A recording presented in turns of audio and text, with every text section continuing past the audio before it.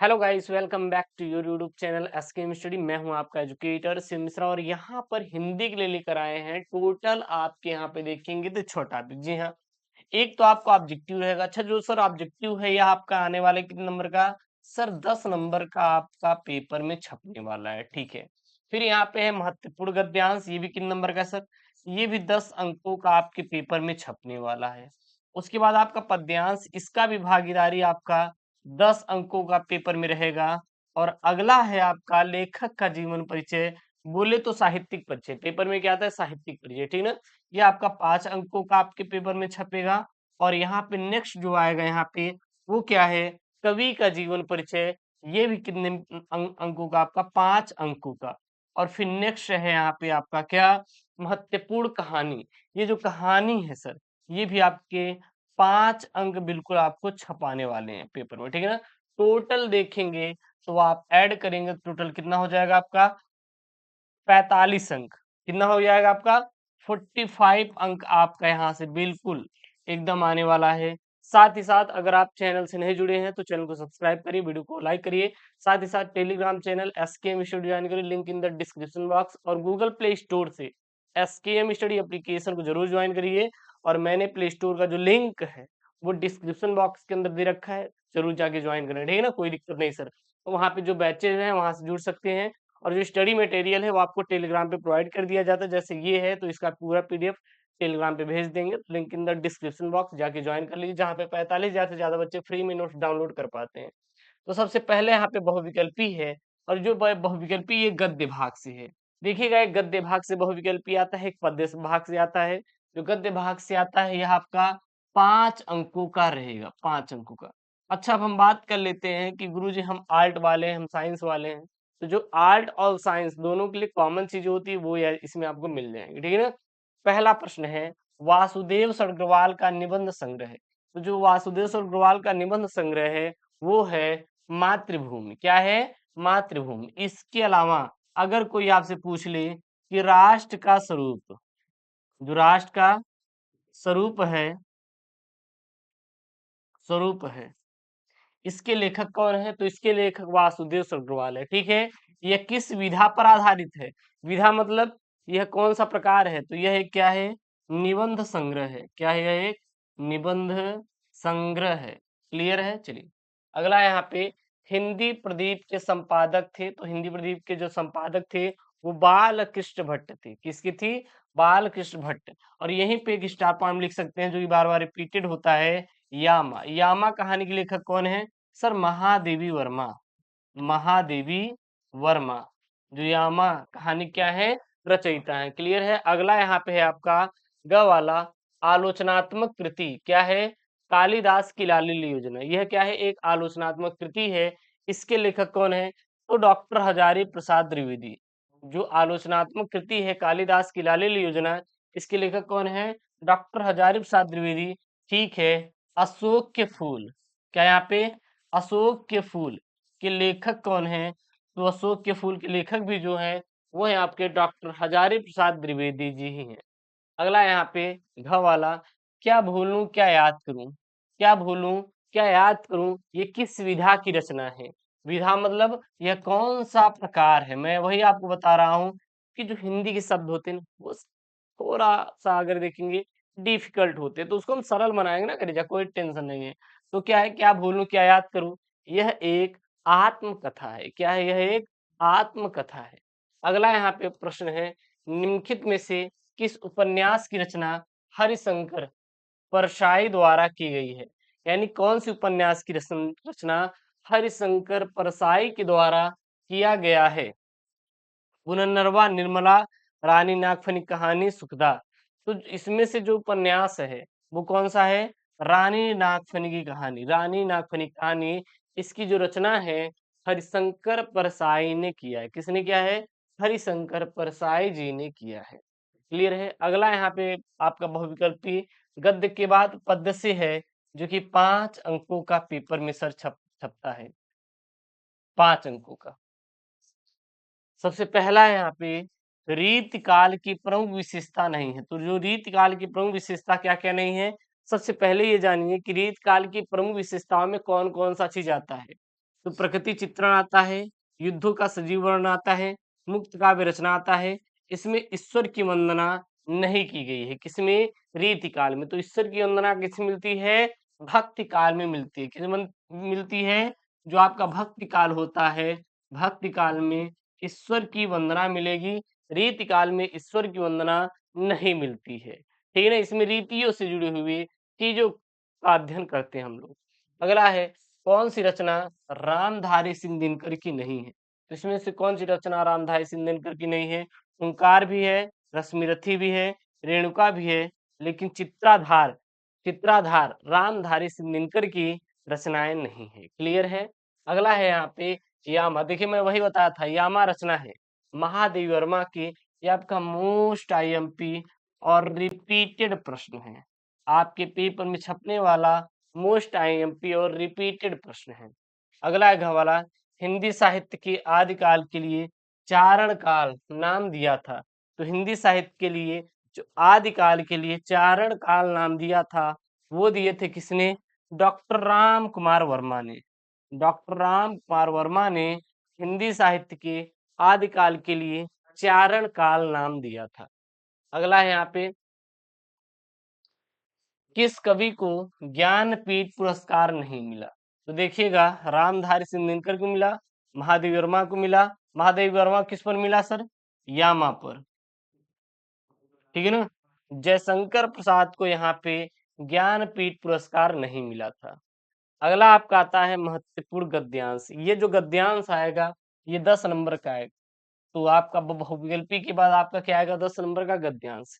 चलिए देख लेते हैं सर। गद्यांश है कि यहाँ पे, जन का प्रवाह अनंत होता है, सहस्त्रों वर्षों से भूमि के साथ राष्ट्रीय जन ने तादात्म्य प्राप्त किया है। जब तक सूर्य की रश्मियां नित्य प्रातः काल भुवन को अमृत से भर देती हैं, तब तक राष्ट्रीय जन का जीवन भी क्या है? अमर है। इतिहास के अनेक उतार चढ़ाव पार करने के बाद भी राष्ट्र निवासी जन नई उठती लहरों से आगे बढ़ने के लिए क्या है? अजर और अमर है। जन का संततवाही जीवन नदी के प्रवाह की तरह है, जिसमें कर्म और श्रम के द्वारा उत्थान के अनेक घाटों का निर्माण करना होता है। तो ये रहा आपका क्या? गद्यांश। सबसे पहले अगर आपसे कोई पूछे कि सर ये कहाँ से लिया गया है, तो कुछ चीजों का क्या होता है? अप्रोच होता है, टिप्स होता है, और अगर आप उस टिप्स को फॉलो करेंगे तो देन आपकी जो चीजें होती है वो बहुत ही कम हो जाती, बोझ। जैसे सर ध्यान देना, यहाँ पे आपको एक चीज कॉमन आपको दिखेगा। क्या दिखेगा? कहीं पे राष्ट्र शब्द आ रहा है क्या? कहीं पे राष्ट्र शब्द आ रहा है क्या? मैं आपसे पूछ रहा हूँ। जी सर बिल्कुल, यहाँ पे आया हुआ है राष्ट्र शब्द। और कहाँ पे राष्ट्र शब्द आया हुआ है? ये भी सर राष्ट्र शब्द आ गया। और कहीं पे आया हुआ है सर? दो, तीन जगह, फिर तीन आ गया राष्ट्र। भैया जब आपको राष्ट्र सीधा दिखा तो सीधा छापिए ना राष्ट्र का स्वरूप। क्या छापेंगे? क्या छापेंगे सर? ये लिया गया है राष्ट्र के स्वरूप से। कहाँ से? राष्ट्र का स्वरूप। राष्ट्र के स्वरूप के लेखक कौन है? वासुदेव शरण अग्रवाल। वासुदेव शरण अग्रवाल। अब यहाँ पे 2 नंबर का आपका फिक्स हो गया। अगर वो बोलेगा संदर्भ, तो संदर्भ में क्या लिखेंगे? प्रस्तुत गद्यांश हमारी पाठ्य पुस्तक राष्ट्र के स्वरूप से लिया गया, जिसके लेखक वासुदेव शरण अग्रवाल हैं। पहला है यहाँ पे प्रश्नोत्तर संख्या। आप जो भी रहेगा तीसरे का कर डाल दीजिएगा। उसके बाद जो भी आप गद्यांश को सॉल्व कर रहे हैं, शुरू का लीजिएगा और लास्ट का लीजिएगा, बीच में डॉट डॉट डॉट करके लगा दीजिएगा। ठीक है ना? पहला प्रश्न है, जन का प्रवाह किस तरह होता है? तो जन का प्रवाह किस तरह होता है? जन का प्रवाह अनंत होता है। समझ में आ रहा है ना? यही इसका आंसर है। जन का प्रवाह किस तरह होता है? जन का प्रवाह अनंत होता है। दिए गए गद्यांश का शीर्षक और लेखक का नाम उल्लेख कीजिए। सर शीर्षक क्या है? राष्ट्र का स्वरूप है। लेखक वासुदेव अग्रवाल। बस। प्रस्तुत गद्यांश के पाठ का शीर्षक राष्ट्र का स्वरूप है और इसके लेखक वासुदेव शरण अग्रवाल भाई साहब हैं। कौन है? वासुदेव शरण अग्रवाल भाई साहब हैं। क्लियर? अगला यहाँ पे रेखांकित अंश की व्याख्या कीजिए। चलिए, रेखांकित अंश कहाँ तक है? ये है, देखिए यहाँ पे, इतिहास के अनेक उतार चढ़ाव पार करने के बाद भी राष्ट्र निवासी जन नई उठती लहरों से आगे बढ़ने के लिए अजर अमर है। तो ये रहा आपका क्या सर, रेखांकित अंश की व्याख्या। सर बहुत ही सिंपल समझेंगे।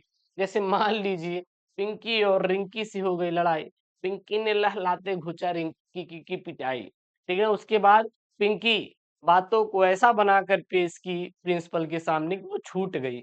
मतलब कि बात का बतंगड़ बना देना और फिर अपने आप को भरमजाल से निकाल लेना। आप बचने के लिए कुछ भी बनाते हो ना बातों को, बस वही है। छोटी सी बात है बड़ी बात। अब स्कूल में भाई साहब थोड़ा सा मारपीट हुआ था, आप घर पे गए, ज्यादा बवाल करवा दिए, है कि नहीं, अरे ऐसा ऐसा हो गया, जबकि उतना होता नहीं, आप उसको बढ़ा चढ़ा के बता देते हैं, बस वही है रेखांकित अंश की व्याख्या में। तो क्या लिखेंगे, प्रत्येक राष्ट्र का इतिहास निरंतर बदलता रहता है तथा उसमें उतार चढ़ाव आते रहते हैं, किंतु राष्ट्र के निवासियों की जो श्रृंखला है यह निरंतर चलती रहती है। मनुष्य पीढ़ी दर पीढ़ी अपने राष्ट्र के साथ जुड़ा रहता है। इसी कारण हजारों वर्षों से मनुष्य ने अपनी भूमि के साथ सदात्म स्थापित किया हुआ है तथा विभिन्न दृष्टियों से एक रूपता बनाई हुई है। जब तक राष्ट्र रहेगा और राष्ट्र की प्रगति होती रहेगी, तभी तक राष्ट्र का जीवन भी क्या रहेगा, जीवन भी रहेगा। और इतिहास में अनेक परिवर्तन अर्थात उतार चढ़ाव होते रहेंगे, किंतु राष्ट्र के निवासी नई उठती लहरों के साथ आगे बढ़ने के लिए क्या रहेगी, प्रयत्नशील रहेगी। ठीक है, अगर सर हम इसका उत्तर इतना एक्सप्लेन ना करें तो, अगर वही सेम टू सेम उतार देंगे तो आपको 1 नंबर एग्जामिनर देगा, उसी को बढ़ा चढ़ा के लिख देंगे तो 2 नंबर। इसमें फिक्स नंबर होता है कि 1 नंबर मिलना तय है। अगला यहाँ पे, सूर्य की रश्मियों का क्या प्रभाव पड़ता है। सूर्य की रश्मियों का क्या प्रभाव पड़ता है, तो देखिए, जब तक सूर्य की रश्मियां नित्य प्रातः काल भुवन को अमृत से भर देती हैं, तब तक राष्ट्रीय जन का जीवन भी क्या है, अमर है। यानी कि सूर्य की रश्मियों का क्या प्रभाव पड़ता है, तो सूर्य की रश्मियों के प्रभाव से ही राष्ट्रीय जन का जीवन क्या है, अमर है। क्लियर है। अगला यहाँ पे, घाटों का निर्माण का आशय क्या है, तो यहाँ पर घाटों के निर्माण से आशय है कि मनुष्य अपने कर्म और श्रम के द्वारा विकास के लिए क्या विकास के लिए पद चिन्ह छोड़ता है। अगला यहाँ पे, जन का संततवाही जीवन किस तरह है, तो जन का संततवाही जीवन किस तरह है, यह नदी के प्रवाह की तरह। देखिए यहाँ पे, देखिए इसका उत्तर यही मिल जाएगा आपको। जन का जन का सततवाही जीवन नदी के प्रवाह की तरह है, यानी कि हमेशा क्या, प्रवाहित होने वाला, क्या है, निरंतर प्रवाहित होने वाला। यानी कि जन का संततवाही का अर्थ है सदा प्रवाहित होने वाला, अर्थात बोले अस्थाई होता है। कैसा होता है, अस्थाई होता है। अगला यहाँ पे है, राष्ट्रीय जन का जीवन भी कब तक अमर है, तो राष्ट्रीय जन का जीवन भी कब तक अमर है, देखिएगा इसका आंसर यहीं पे ढूंढेंगे। राष्ट्रीय जन का जीवन कब तक अमर है, तो जब तक सूर्य की रश्मियां नित्य प्रातः काल भुवन को अमृत से भर देती हैं, तब तक राष्ट्रीय जन का जीवन भी क्या है, अमर है। ये इसका क्या हो जाएगा, उत्तर हो जाएगा। अर्थात जब तक सूर्य की रश्मियां नित्य प्रातः पृथ्वी पर पड़ती रहेंगी, तब तक राष्ट्रीय जन का जीवन भी क्या है, अजर और अमर है। That's clear. इतना आप लोग लिख लीजिएगा, ठीक है ना। कोई इशू होगा तो आप बिल्कुल कमेंट बॉक्स में आप छाप सकते हैं। चलिए सर, अगला यहाँ पे देखेंगे, महत्वपूर्ण पद्यांश। गद्यांश के बाद आपके पेपर में आता है पद्यांश। ये जो पद्यांश है, यह कितने नंबर का आता है, 10 अंकों का पेपर में सर छपता है, 10 नंबर का।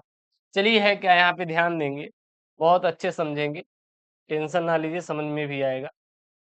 लज्जाशील पथिक महिला जो कहीं दृष्टि आए, होने देना विकृत वसना न तो सुंदरी, जो थोड़ी सी शर्मित हो गोद ले श्रांति खोना, होठों की और कमल मुख की म्यानताएं मिटान, कोई क्लांता कृषक लड़ना खेत मुझे दिखावे, धीरे धीरे परस उसकी क्लांतियों को मिटाना, जाता कोई जलद यदि हो वे में तुसेला, छाया द्वारा सुकित करना तप्त भूतांगना को।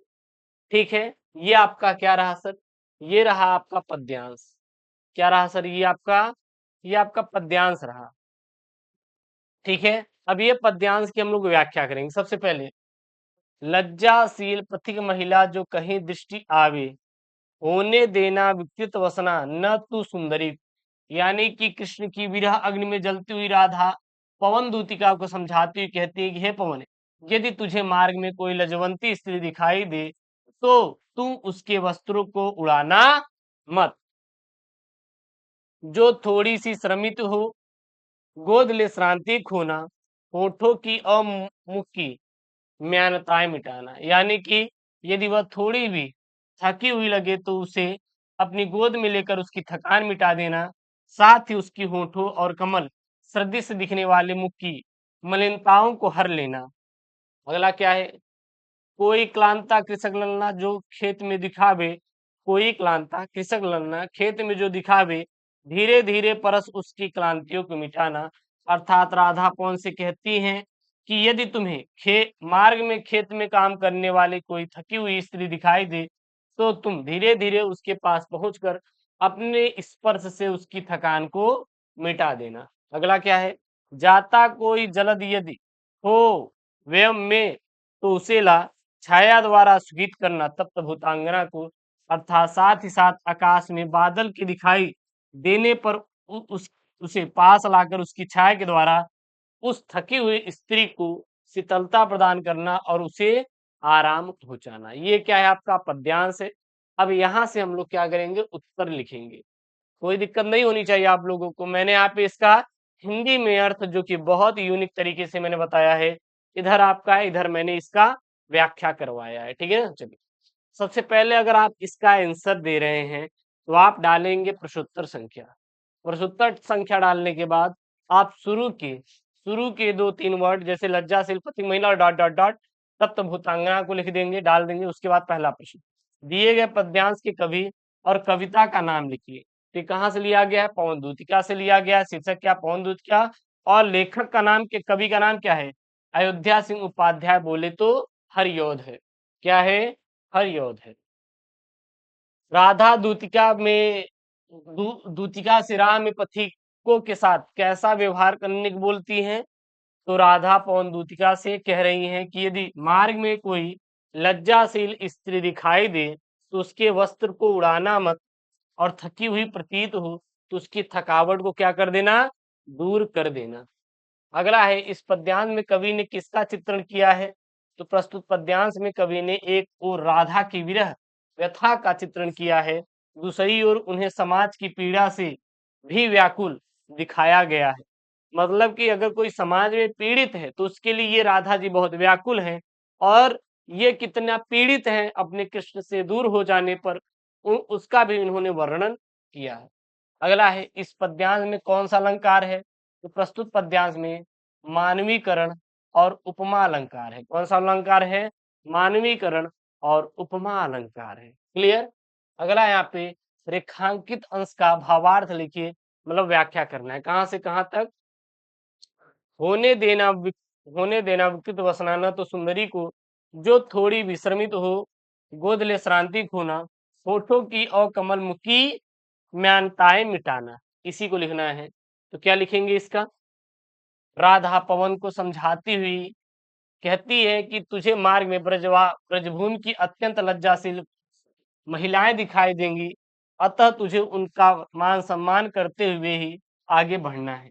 तू कहीं अपनी चंचलता का प्रदर्शन करते हुए उनके वस्त्रों को उड़ाकर उनके कोमल अंकों को अनावृत मत करना, यानी कि खोल मत देना। ऐसी चंचलता किसी भी दृश्य से न तो उचित है और न ही यानी न उचित है, न ही यह क्षमा करने के योग्य है। यदि थकी हुई दिखाई दे तो उन्हें गोद में उठाकर शांति प्रदान करना, और उनके होंठ और कमल जैसी मुख पर आई मलिनताओं को क्या करना? मिटा देना। अगला है यहाँ पे आपका जो चौथा नंबर है, जीवन परिचय, जो कि वासुदेव शरण अग्रवाल का है। मैंने यहाँ पे लिया, किसका लिया है? वासुदेव शरण अग्रवाल का मैंने लिया है। ये लेखक है, ये भैया रहे आपके वासुदेव शरण अग्रवाल। एक बार अच्छे से देख लीजिए, इन्हीं के बारे में हम लोग चर्चाएं करने वाले हैं। और वीडियो को अभी तक आप लाइक नहीं किए तो यार वीडियो को लाइक कर दीजिए, चैनल को सब्सक्राइब करके रख लीजिए, ठीक ना। सबसे पहले जन्म की बात करें तो इनका जन्म 7 अगस्त 1904 ईस्वी में हुआ था। जन्म स्थान मेरठ, मेरठ उत्तर प्रदेश में हुआ था। इनको उपाधि कौन सी मिली थी? पीएचडी डी लिट की इन्होंने उपाधि प्राप्त किया था। इनकी भाषा विषयानुकूल, प्रौढ़ और परिमार्जित खड़ी बोली इनकी भाषा थी। इनकी शैली विचारात्मक, गवेषणात्मक और व्याख्यात्मक थी। इनकी प्रमुख रचनाएं पृथ्वीपुत्र, भारत की एकता, कल्पवृक्ष, माताभूमि, वागंध्यारा, और इनकी मृत्यु 27 जुलाई 1967 में हो गई थी। इनकी यहाँ पे सबसे पहले महत्वपूर्ण जो आपकी रचनाएं हैं याद होनी चाहिए, ठीक है ना। अब देखेंगे इनका साहित्यिक परिचय। अग्रवाल का जन्म 7 अगस्त 1904 में लखनऊ के प्रतिष्ठित वैश्य परिवार में हुआ था। इनका बाल्यकाल लखनऊ में ही व्यतीत हुआ था। बचपन से ही इनकी बुद्धि की प्रखरता अध्ययन के क्षेत्र में सहायक सिद्ध हुई। इसीलिए इन्होंने अपनी अल्पायु में ही काशी विश्वविद्यालय से बीए और लखनऊ विश्वविद्यालय से एमए, पीएचडी और डी लिट की उपाधि यानी कि पढ़ाई इन्होंने किया। इसके अध्ययन और पुरातत्व विभाग में विशेष रुचि के कारण ही इन्हें काशी हिंदू विश्वविद्यालय ने पुरातत्व एवं प्राचीन इतिहास विभाग के अध्यक्ष पद का कार्यभार सौंप दिया। बाद में ये आचार्य पद पर आसीन हुए। माँ सरस्वती का यह हमर पुत्र साहित्य की सेवा करता हुआ 27 जुलाई 1967 में भारत माँ के चरणों में हमेशा के लिए क्या हो गया, सो गया। प्रमुख रचनाएं जैसे निबंध संग्रह है, पृथ्वीपुत्र है, कल्पलता है, कल्पवृक्ष है, वेद विद्या है, और क्या है, कला और संस्कृति, माताभूमि, वागंध्यारा आदि है। शोध ग्रंथ पाणिनि कालीन भारत है इनका, और संपादन जायसी कृत। जो पद्मावत है इनकी क्या है, संपादक है। इनका साहित्यिक योगदान देखें तो ये भाषा और साहित्य के प्रकार पंडित थे। इन्होंने अनेक पत्र पत्रिकाओं में अपने निबंध लिखकर गौरवपूर्ण स्थान प्राप्त किया। इनके लेख अनुसंधानपूर्ण तथा उनमें भारतीय संस्कृति की गहरी छाप मिलती है। इन्होंने भारतीय संस्कृति के विभिन्न अंगों से संबंधित उत्कृष्ट निबंध लिखे हैं। ये केवल एक गद्य लेखक ही नहीं अपितु काव्य प्रेमी भी थे और शोध निबंधों की एक मूल्यवान परंपरा को इन्होंने प्रारंभ किया। अगला है जयशंकर प्रसाद। ये कवि का जीवन परिचय है सर 5 नंबर का। सर 5 नंबर का पेपर में आपके छपने वाले हैं, ध्यान देना है यहाँ पे। सबसे पहले जन्म, तो यहाँ पे आपका 3/30/1/1889 ईस्वी में हुआ था। जन्म स्थान काशी में हुआ था। पिता का नाम देवी प्रसाद था और लेखन विधा जैसे काव्य, नाटक, उपन्यास और निबंध है, ठीक है ना। इनकी भाषा संस्कृतनिष्ठ खड़ी बोली थी और इनकी प्रमुख रचनाएं जैसे कामायनी, आंसू, लहर, झरना, चित्राधार, कानन कुसुम और प्रेम पथिक है। क्या है, प्रेम पथिक। इनकी मृत्यु 14/1/1937 ईस्वी में हुई थी, ठीक है। इनका जीवन परिचय बोलिए या साहित्यिक परिचय बोलिए, कोई दिक्कत नहीं। जयशंकर प्रसाद जी का जन्म काशी के प्रतिष्ठित वैश्य परिवार में सन 1889 ईस्वी में हुआ था। इनके पिता का नाम देवी प्रसाद जी था और ये तंबाकू के एक प्रसिद्ध व्यापारी थे। बचपन में ही पिता की मृत्यु हो जाने से इनकी प्रारंभिक शिक्षा घर पर हुई और घर पर ही इन्होंने हिंदी, अंग्रेजी, संस्कृत, उर्दू, फारसी का गहन अध्ययन किया। ये बड़े मिलनसार, हंसमुख तथा सरल स्वभाव के व्यक्ति थे। इनका बचपन बहुत सुख से बीता, किंतु उदार प्रकृति और दानशीलता के कारण ये ऋणी हो गए और अपनी पैतृक संपत्ति का कुछ भाग बेचकर इन्होंने कर्ज से छुटकारा पाया। ये स्वाभिमानी थे और अपनी कहानी अथवा कविता के लिए पुरस्कार रूप 1 पैसा नहीं लेते थे। यद्यपि इनका जीवन बड़ा नपा-तुला और संयमशील था, किंतु दुखों के निरंतर आघातों से ये न बच सकी और सन 1937 में अल्प अवस्था में मतलब कम आयु में ही क्षय रोग से ग्रस्त होकर स्वर्ग सिधार गए। तो ये रहा आपका कवि का साहित्यिक परिचय और इनकी प्रमुख कृतियाँ, ठीक है ना। अब इनकी प्रमुख रचनाएं जैसे कामायनी है, यह प्रसाद जी की कालाजयी रचना है। आंसू है, यह वियोग का काव्य है। लहर, यह एक भावात्मक काव्य संग्रह है। झरना, यह छायावादी कविताओं का संकलित है और सुंदर और प्रेम की अनुभूति साकार से उठी। कहानी, आकाशदीप, इंद्रजाल, प्रतिध्वनि, आंधी। उपन्यास, कंकाल, तितली, इरावती, जो कि क्या है, अपूर्ण है। अगला है इनका साहित्यिक योगदान में क्या लिखेंगे, तो जयशंकर प्रसाद छायावाद के प्रवर्तक, उन्नायक और प्रतिनिधि कवि होने के साथ साथ युग प्रवर्तक, नाटककार, कथाकार तथा उपन्यासकार भी थे। विशुद्ध मानवतावादी दृष्टिकोण वाले प्रसाद जी ने अपने काव्य में आध्यात्मिक आनंदवाद की प्रतिष्ठा की है। प्रेम और संदर्भ इनके काव्य के प्रमुख विषय रहे हैं, किंतु मानवीय संवेदना इनकी कविता का क्या है, प्राण है, ठीक है ना। अब अगला लिखेंगे पंचलाइट कहानी का सारांश। आप बहादुर कहानी का सारांश, लाठी कहानी का सारांश, पंचलाइट कहानी का सारांश याद कर लीजिए, आपका काम हो जाएगा। वैसे 2 में आपका काम हो जाएगा, एक पंचलाइट, एक बहादुर। बहुत ज़्यादा नहीं याद करना। अगर ये देखेंगे पंचलाइट कहानी का सारांश, ये बार-बार रिपीटेड होता है। आप देखेंगे तो हर साल पेपर में छपता है सर, हर साल पेपर में छपता है। ऐसा नहीं कि केवल एक बार ही आया है, हर साल पेपर में छपता है। चलिए, पंचलाइट की कहानी रेणु जी की एक आंचलिक कहानी है, जिसमें बिहार के एक पिछड़े गांव के प्रवेश का सुंदर चित्रण किया गया है। महतो टोली में अशिक्षित लोग रहते हैं। उन्होंने रामनवमी के मेले से पेट्रोमैक्स खरीदा, जिसे वे पंचलाइट कहते हैं।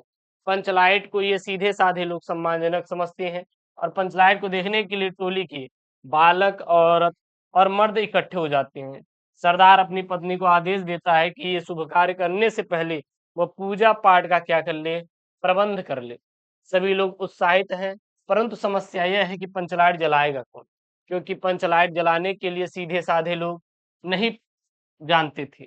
और इस टोली में गोधन नाम का एक युवक है, जो कि गांव की मुनरी नामक एक युवती से प्रेम करता है। अब मुनरी की माँ ने पंचों से गोधन की शिकायत की थी कि वह घर के सामने से सिनेमा का गाना गाकर निकलता है। इस कारण पंचों ने उसे जात से निकाल रखा था, और मुनरी को यह बात पता था कि गोधन पंच लाइट को क्या कर सकता है सर, जला सकता है। वह चतुराई से यह बात पंचों तक पहुंचा देती है, और पंच गोधन को पुनः जात में ले लेते हैं, और गोधन पंचलाइट को जला देता है। मुनरी की माँ गुलरी काके प्रसन्न होकर गोधन को शाम के भोजन को निमंत्रण देती है, और पंच भी अति उत्साहित होकर गोधन को कहते हैं कि तुम्हारा साथ खून माँ खूब गाओ सलीम का गाना। और पंचलाइट की रोशनी में लोग भजन कीर्तन करते हैं और उत्सव मनाते हैं। बस, दैट्स ऑल। तो ये रहा आपके क्लास 12th हिंदी के टोटल देखेंगे तो आपको मैंने यहाँ पे 6 टॉपिक कवर कराया है, जो कि बोर्ड एग्जाम के लिए बहुत इंपॉर्टेंट है, छपने वाले हैं। और यहाँ पे 45 नंबर बिल्कुल आपके पक्के हैं। आप कहेंगे सर खंड काव्य, तो खंड काव्य आपको अपने जिले के अनुसार याद करना है, जैसे कि आलोक वृत्त खंड काव्य, रश्मि रथी खंड काव्य, ठीक है ना। ये सब खंड काव्य आप अपने जिले के अनुसार आप तैयार करिएगा। और आशा करते हैं वीडियो पसंद आई होगी, तो वीडियो को लाइक करिएगा, चैनल को सब्सक्राइब करिएगा, और एसके मिश्री टेलीग्राम को जरूर ज्वाइन करिएगा, वहां पर इसका पीडीएफ मिल जाएगा। साथ ही साथ आप गूगल प्ले स्टोर से एसके मिश्री एप्लीकेशन को जरूर ज्वाइन करें, वहां पर अपने कोर्स को आराम से लेकर पढ़ाई कर सकते हो। ओके दोस्तों, थैंक यू, जय Hind, take care, bye bye.